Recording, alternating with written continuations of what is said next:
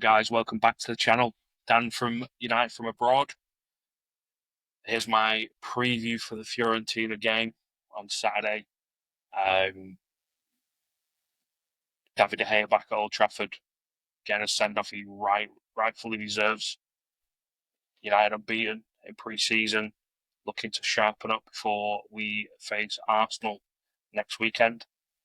A lot of things to get into, some news about signings, who we're going in for. Ineos finding some oil money somewhere. So let's get into it. So my predicted 11 to start tomorrow. I've gone for Tommy in the net. I think he starts the game over Bayern. Bayern had 2 games in the US. Tommy had 1. I think he gets to look at Tommy one more time, just in case Onana's not ready for the Arsenal game, which I don't think he will. I've gone for a back 3 of Heaven, De Ligt, and Euro. Really impressed with this back 3. Euro would probably has a shout in the player of the tour, really. Him or Paddy Dorgu or Bruno. I thought all 3 of them were top quality across the 3 games. I've gone for Dorgu and Ahmad as the wing backs, and then I've also gone for Mbeumo and Casemiro as the 2 centre midfielders. I think he wants to see a little bit different. Then up front, Cunha, Mbeumo, and then I've got Fernandes playing as a false 9. I did have Rasmus Højlund starting this game and Bruno Fernandes next to Mbeumo.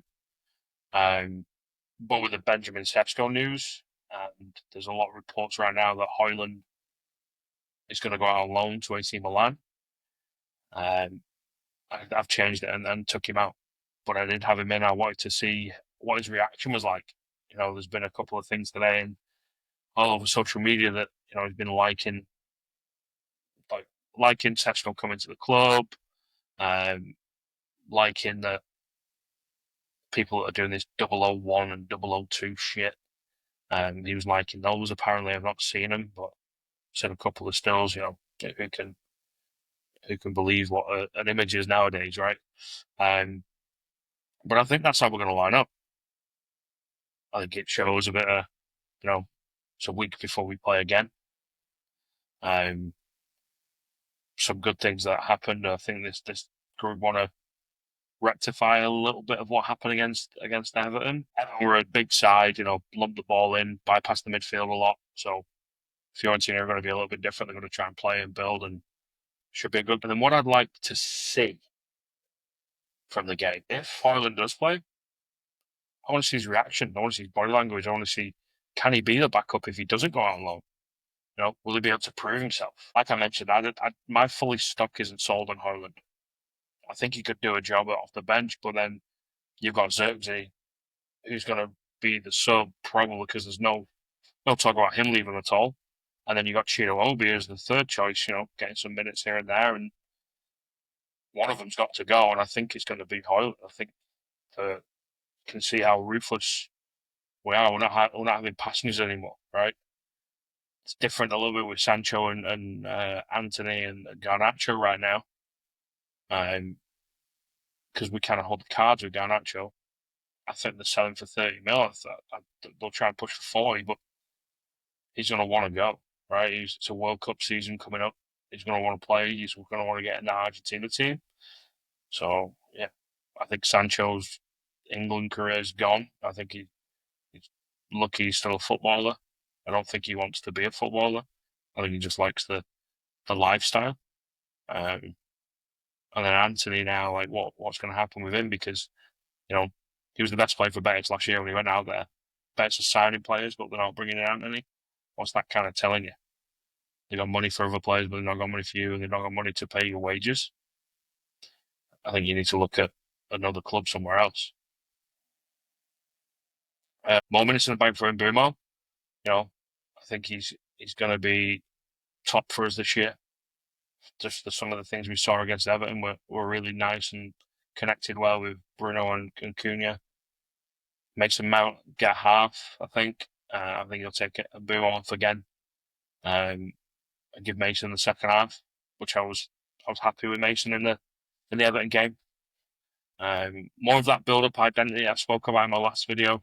Balls going out to the left and right side centre back and bypassing the midfield a little bit to play into the front line to then get numbers around the ball to be able to switch and spring the attack. Breaking line passes. We need to be brave in possession. Use bounce passes to create forward passes. So then we break when we can. I did a little clips on Ugarte and Mainu from the Everton game, and the difference between Mainu's brain and Ugarte is Mainu looks for the forward pass. He looks to break the line, and there was a couple of moments where he's fired a ball in a small gap into Cunha. Cunha's on the turn, and we attack from there. I said in my last video, I don't think Ugarte is a ball progressor. I don't think he's good on the dribble. I think he's good when the play's in front of him. But we'll see. I'd like to see a little bit more control on the ball.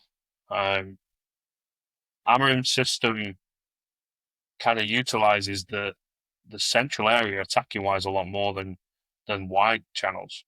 So that's where you'll see us being in the wide channels a little bit more to try and bring players in to then hit those balls inside, and then we can go from there. So I'd like to see a little bit more control, getting numbers around the ball to then choose that speed up moment to go. And of course, everyone wants to see Cunha and a Mbeumo goal would be great. David De Gea getting a send-off. He should have when he left.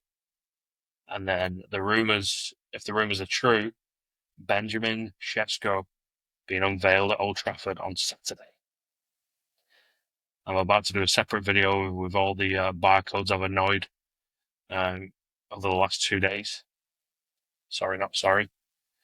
Some of them can't take the fact that they're a smaller club. Nobody wants to go to them.